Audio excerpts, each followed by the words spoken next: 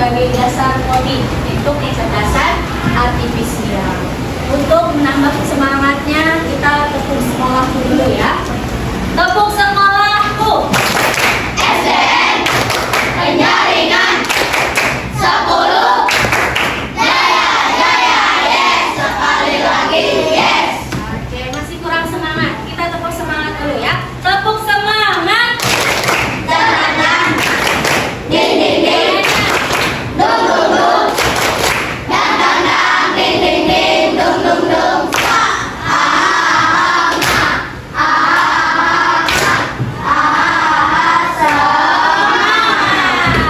Oke, hari ini Ibu akan menjelaskan tentang berpikir komputasional. Ada yang sudah tahu belum? Belum. Oke, kalau belum tahu, di sini ada modulnya. Kita lihat terlebih dahulu ya. Berpikir komputasional sebagai dasar coding untuk kecerdasan artifisial.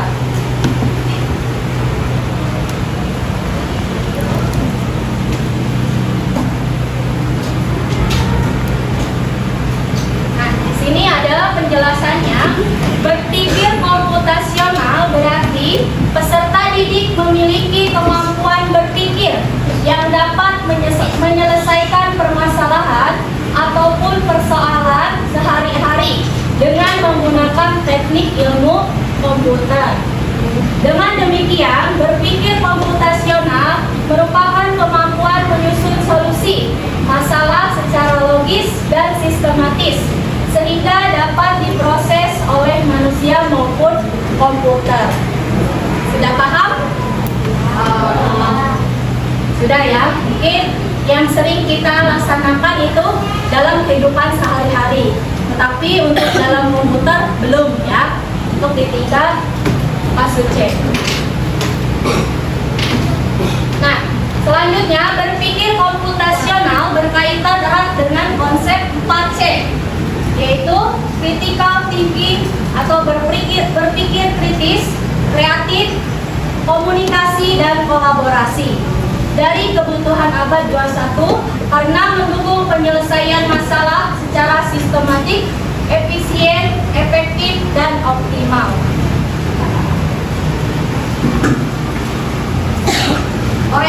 Orientasi kritis dalam berpikir komputasional. Di sini ada, selanjutnya di sini ada 4 prinsip dalam berpikir komputasional. Yang pertama apa? Sebutkan. Yang kedua? Yang ketiga? Yang keempat? Oke. Selanjutnya kita akan simak videonya ya tentang berpikir komputasional.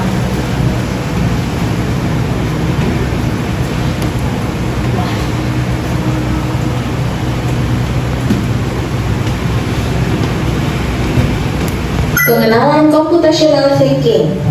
Diperhatikan. Hai teman kece, coba tebak apa artinya computational thinking atau berpikir komputasional? Adakah yang bermata jeli dan melihat kata komputasional di sini?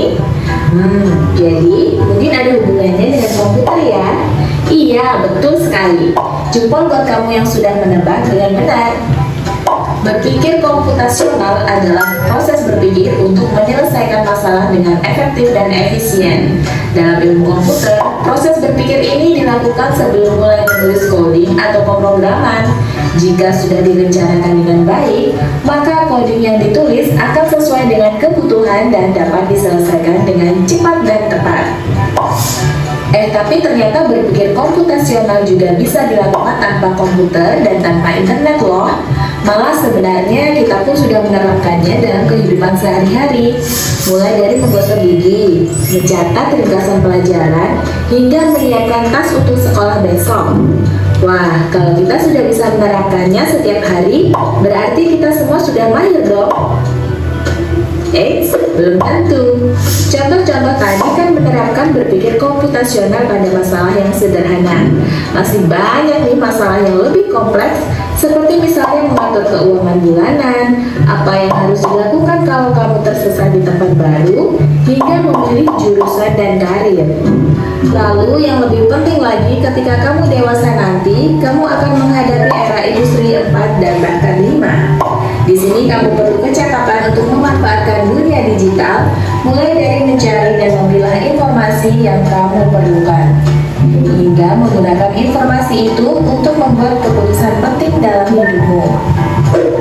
Menghadapi masalah kompleks kehidupan di masa sekarang dan masa depan ini mirip seperti merencanakan coding yang sudah dibahas sebelumnya. Kuncinya adalah memahami masalah dengan tuntas dan mencari cara menyelesaikan yang efektif dan efisien. Nah, kalau begitu, bagaimana agar kita bisa berpikir komputasional? Sekarang kita bahas ya, 4 landasan dari berpikir komputasional. Yang pertama, dekomposisi. Dekomposisi artinya membagi masalah kompleks ke bagian yang lebih kecil agar mudah diselesaikan. Misalnya, kamu ditunjuk jadi ketua panitia lomba 17-an. Maka, untuk memudahkan pelaksanaan, kamu bisa menunjuk panitia bagian acara, konsumsi, publikasi, keamanan, dan lainnya.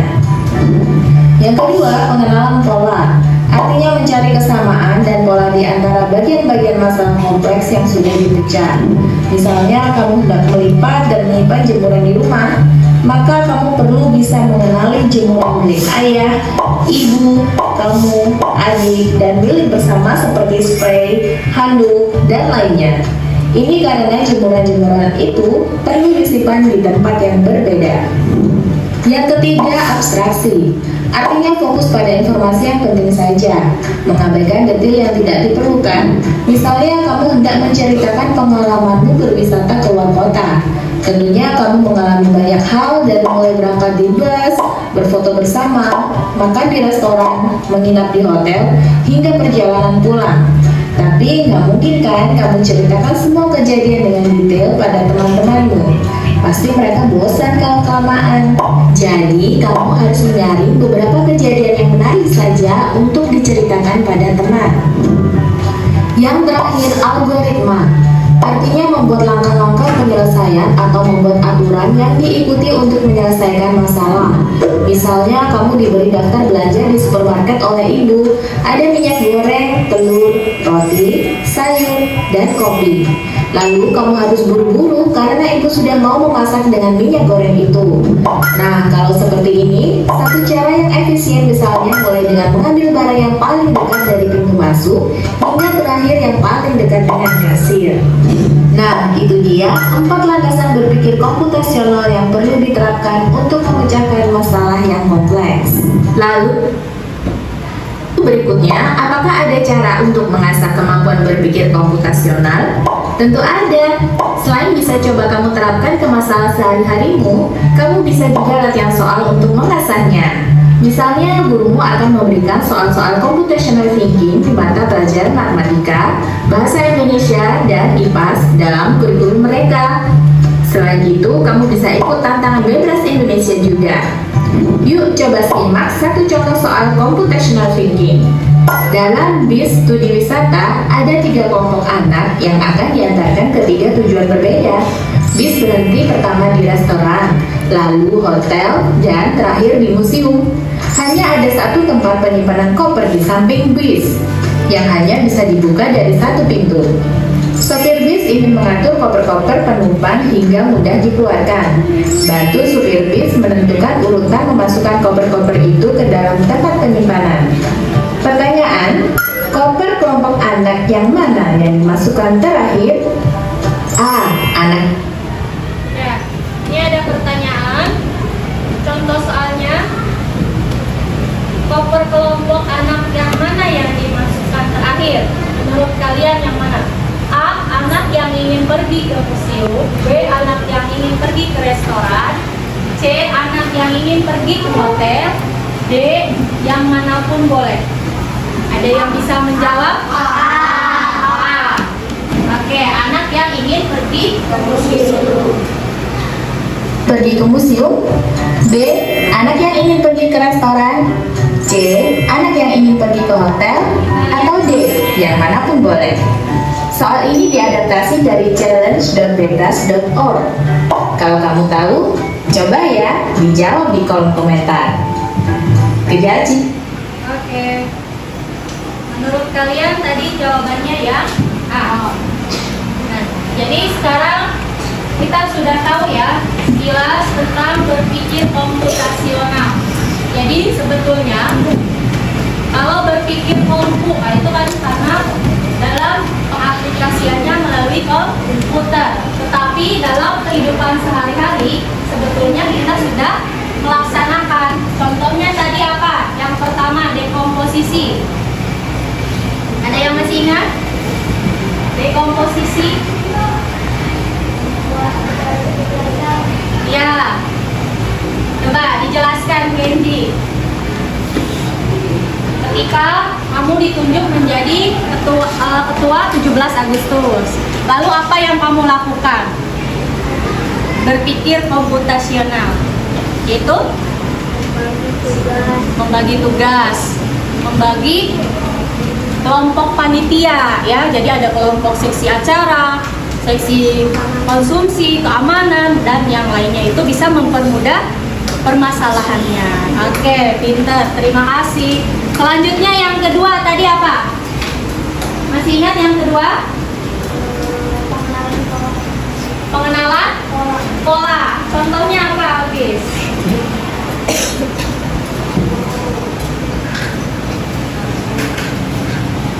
Kamu disuruh apa? Mencuci baju, ya. Nah, ketika mencuci baju pasti ada baju siapa aja kalau di rumah? Baju ibu, ayah, adik, sama baju sendiri. Ya. Nanti setelah itu kamu bagi, ya. Dibaginya bagaimana? Dibagi tugasnya, dibagi bajunya sesuai dengan tempatnya, ya. Jadi polanya bagaimana? Apakah yang paling atas lemarinya itu baju ibu, yang kedua ayah, atau yang ketiga juga baju kamu sendiri, ya. Terima kasih. Lalu yang ketiga apa? Masih ingat yang ketiga?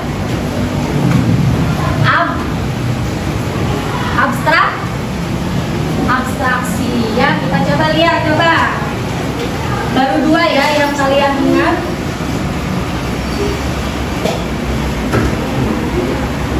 Kejar ilmu, raih cita.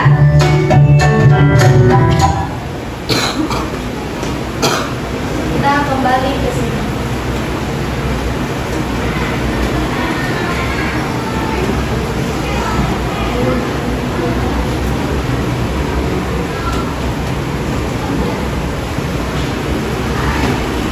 Ya, yang ketiga itu abstraksi. Kalian fokus pada satu hal yang penting. Misalkan ketika kalian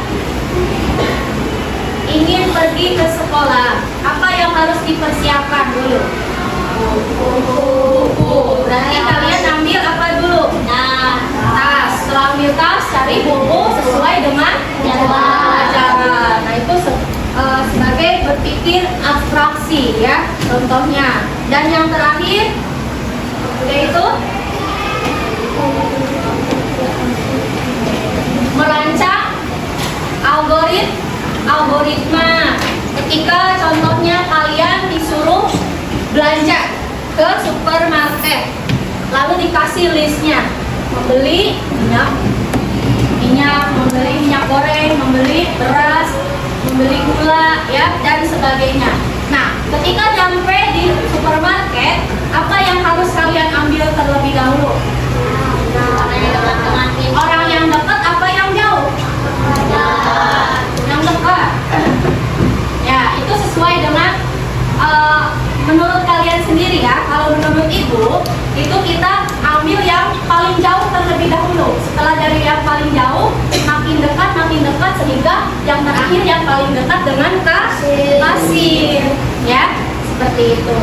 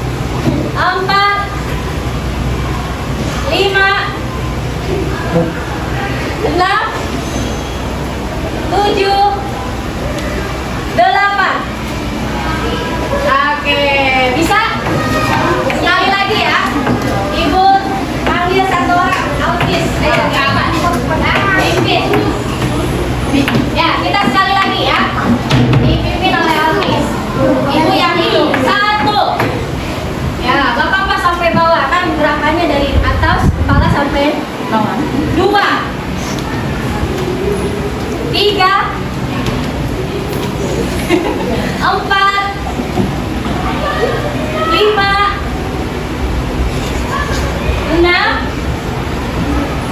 7, 8. Oke, tepuk tangan untuk kita semua. Ibu akan memberikan satu lembar kertas untuk setiap kelompok. Nanti kalian buat pola. Contoh ya, pola kalian ketika mau memasak mie. Itu polanya awalnya bagaimana dulu? Lalu ya beli mie dulu. Terus ayo kita contohkan dengan membuat mie. Beli mie dulu. Yang kedua apa setelah beli mie? Kurang air. Lalu setelah masuk air, tuangkan bumbunya ke dalam mangkok. Setelah itu, setelah air mendidih, masukkan minyak. Nah, setelah matang, minyak diangkat, dimasukkan ke dalam piring atau piring. Ya, udah pinter ya.